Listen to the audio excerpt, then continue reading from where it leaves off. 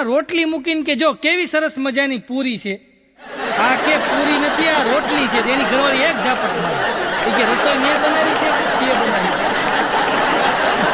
એ કે રસોઈ કોને બનાવી? એક જણો તમારા રૂમમાં વંદો ભાળી ગયો, ભાઈ વંદો ભાળી ગયો રૂમમાં, અને ઝાડુ લઈને મંડાણો, એવો મંડાણો ને આખો રૂમ સાફ કરી નાખ્યો. બોલો. પછી એમ થયું કે હા વંદો ઉયો ગયો.